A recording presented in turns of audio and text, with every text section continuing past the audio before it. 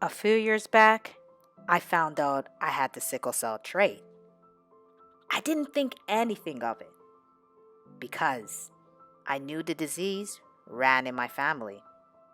But what is sickle cell anemia?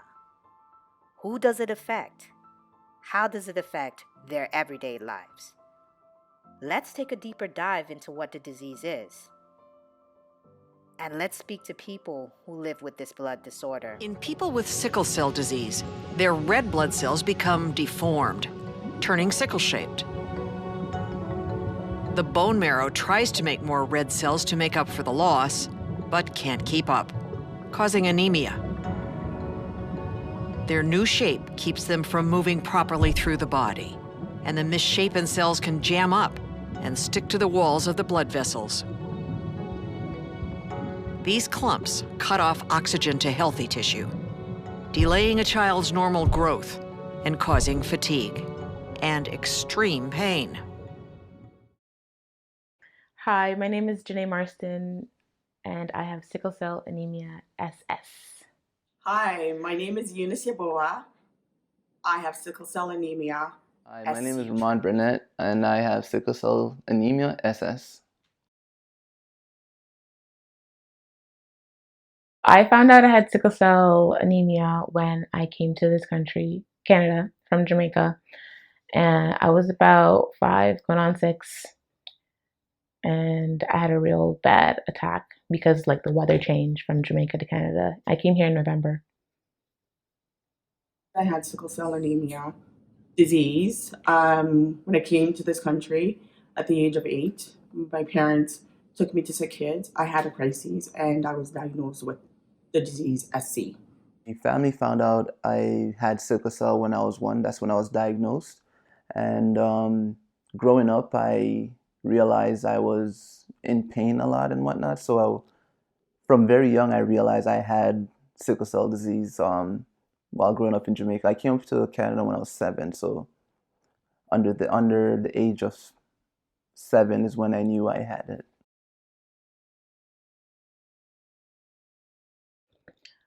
So I do have daily pain, mainly in my arms and my chest. Right now, I haven't had a crisis. When I am in pain or I have a little bit of pain, it usually is in my arms and my legs. That's where I would get my crises, and besides my eyes. But that's where the pain would be predominantly.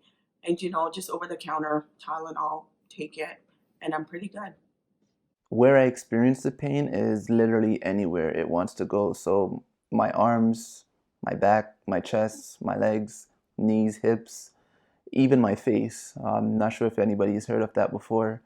Um, Places like that. The last time I had a crisis a few weeks ago, it was actually in my knuckles, which is a first. So yeah, like I said, sometimes there's times I'm good, and there's times like right now where it's very rampant, where I'm taking pain medication every single week or every day. 2017, I had a crisis in my eye, and it blocked my vision in my left eye. Hold on. And So hold on. Can I ask you a question? When did you realize that something was happening with your eyes? well, it's not like it's something that you realize. So, for example, the first time it happened, I'd gone to the mall, come back out of the store, and I realized that I can see out of my left eye. So basically, it had like blurry vision, and all I saw was just red. So that meant that I had a sickle cell crisis in my eye. So the blood vessels had burst. And it's happened before, and it would go away within 3 weeks. But the last year, it happened twice, and it didn't go away. So I was required to go under the knife and have surgery in my eye, my left eye. So it's been since 2018. It's been 2 years, and so far so good. So back in 2012, I was living in Ajax. I was feeling a bit uncomfortable having a stress crisis at home, and decided to go to the hospital, the emergency. And my hemoglobin was low after the test they took, And since they didn't know how to deal with sickle cell, I guess, they just kept pumping me with blood and blood, more blood. And it actually made me worse. I had to be airlifted to Mount Sinai downtown. I was in ICU for a few days. My organs started shutting down. Um, but I guess it was lucky I went to Mount Sinai the time I did because I did recover to this day. Like my organs are functioning properly, but I was told I looked like I was on my deathbed. In 2011, I almost died of a blood clot. I had a pulmonary embolism. So throughout the year, it was rough because I was in so much pain, and Toronto General gave me a cocktail of medication to try. The thing is, I was allergic to Advil, but at that time I didn't know, and that dropped my platelet count. To get my platelet count back up, they gave me prednisone, which is a steroid, and I reacted to the steroid, so it kept triggering off my sickle cell. I was in and out of the hospital for months. At the end of June was my last dose of the prednisone. During this time, I wasn't very active, and my mom noticed my feet were swollen, but I just brushed it off as whatever because I didn't want to go back to the hospital. Turned out when she actually had to get mad at me on July 1st is when she got mad at me and said go to the hospital. The day I went to the hospital is when I got worse, realized that I had a pulmonary embolism and I also had pneumonia at the same time. So I was in the hospital for another month, so that almost killed me. I was in the ICU for 2 weeks, couldn't breathe on my own and things like that. So when it comes to my future having sickle cell, I guess one thing I'm concerned about is my joints. I've had like a hip replacement on one side, so I'm worried about my left side. And I know of people who've had like joint replacements in other areas, like their knees and their shoulders. But I guess we'll come to that when it happens, if it happens. And the main thing I'm really concerned about is if I decide to have children, if I'm healthy enough to have children. I mean, I've spoken about it briefly with my doctors, but if I do plan on doing it, um, it would take a lot of, I don't know, I don't know what it entails, but I know it's going to be a journey. Right now, for I'm really blessed that I have two children that do not have the sickle cell anemia disease. They have traits. For me in the future, what I'm thinking and hoping is that my illness doesn't get worse. I've been very blessed. I'm fortunate that I haven't had a lot of crises and whatever. But for me to prevent that from happening as I get older, I think I need to be on target, make sure that I really take good care of myself and my health. And I'm hoping that I just continue on with this, blessedness where I'm not always sick or always in the hospital. And that's what I'm hoping that does not happen to me in the future. So some of the concerns I have with this disease is first I have a daughter, so I would love to stay around as long as possible, and obviously I would like to have more kids. Um,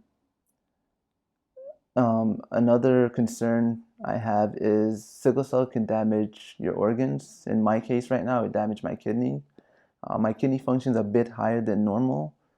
Um, Also, another concern, last concern I have is the opioids I take. I'm taking some very strong opioids, and you can very easily become addicted to them if you're not careful. So, and it can cause other issues. Obviously, you can overdose on it. So those are my three concerns you can say about this disease at this moment.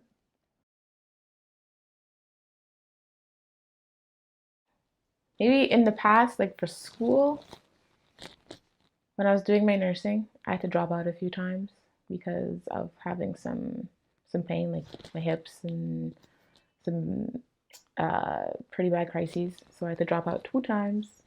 Eventually got it done, but instead of it being a 2 year program, it took me 4 years to do. Um, what else? yeah, just like living life even before school, going out with friends. You'd have to cancel plans because you're in pain or sit out because you're in pain. Um, don't really drink alcohol. I remember one time I drank alcohol and I had to go to the hospital, and my doctor wasn't very pleased with me. Can't even live a normal 20-year-old life. But I mean, I'm not 20 anymore, so I don't drink anymore. For me, having sickle cell anemia hasn't really stopped me from doing a lot of things. I know that a lot of people have, the issues where they can't go out. It's too cold. They get chilled and blah blah, and they get the crises. For me, examples of whenever I got a crises when I was younger was probably going swimming and the pool was extremely cold, and then I would get a crises, and that would be my arms and bones. But besides that, I don't have any issues going outside when it's cold. I used to play outside like with my friends. I used to do all sorts of things. I was on the track and field team. I've done relatively anything that I wanted to do. Sickle cell has not stopped me. Now I'm more cautious and, you know, trying to prevent things from happening. But basically, sickle cell anemia has not stopped me from doing anything I wanted to do. My daily life has definitely been affected by it, in many different ways. There's times where I make plans. Let's say I'm going out Friday. I make plans with my friends. It comes to the day I can't go because I'm in pain. Because the disease strikes whenever it wants and wherever it wants. So there's even times with my daughter.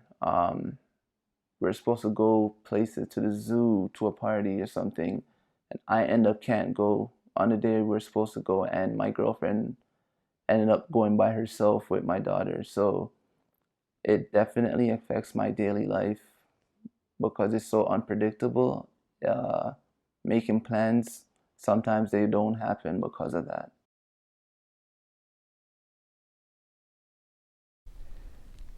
I mean, that one life threatening experience I had in Ajax, they clearly didn't know much because people with sickle cell could have a hemoglobin of 80 and they're okay. Like, that's their normal. That was my normal back then. Now I'm at like 100, and that's still low, but that's my normal.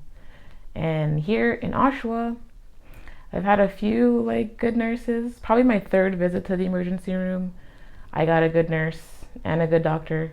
But most times they'll think you're like a drug addict, like seeking hard drugs, because I'll say my pain hasn't like subsided within like half an hour of having like hardcore drugs. But like, why would I lie? Why would I fake crying because I'm not in pain anymore? I don't know. I shouldn't be in pain anymore because I got such high dose of the morphine.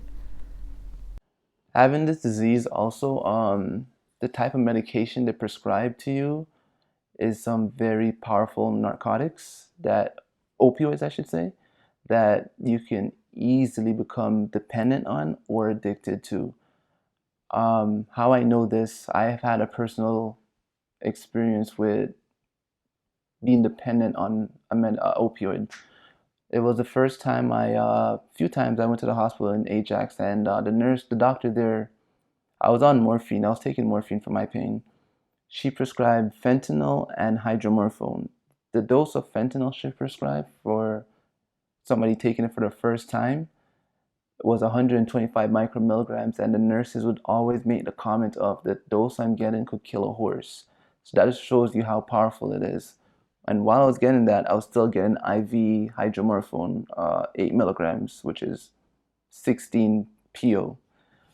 Um, when I was discharged from the hospital, I continued the fentanyl. She prescribed the fentanyl to me, so that was what was I was taking for the long acting.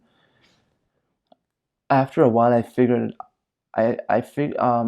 getting dependent on it. I needed it to go sleep, and when I realized that, I'm just like, that's not right. Um, so after my last dose, after my last patch, I didn't call to renew it or anything. So I just stopped cold turkey. When I did that, I didn't sleep for 48 hours, and that's because I didn't have the medication in my system.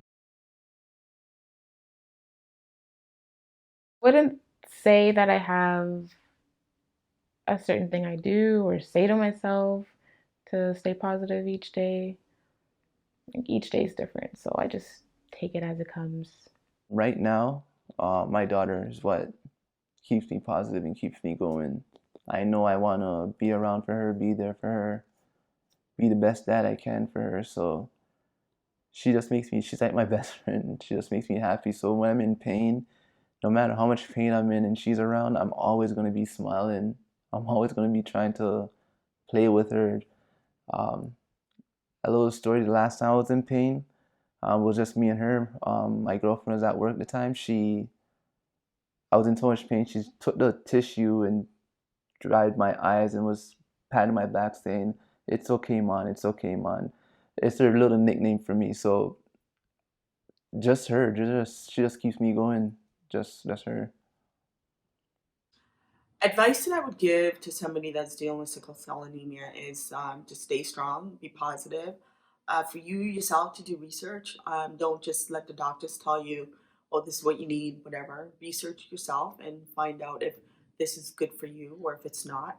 I've been in a situation where they've been trying to get me to take this medication, and every time I go for my 6 month checkup, they're like trying to tell me, oh, you gotta take it. And for me, I said no because I didn't see the sense in doing it.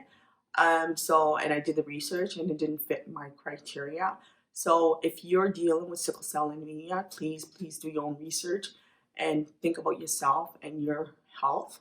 And don't let anybody bully you into thinking that, oh no, you need this, you need that. Just focus on yourself, focus on being healthy, and try not to let anybody lead you in an area where you feel uncomfortable just for the sake of research, because you know what, we're not guinea pigs, we're humans. And I know there's a lot of research being done, and that's great, but you also have to think about yourself first.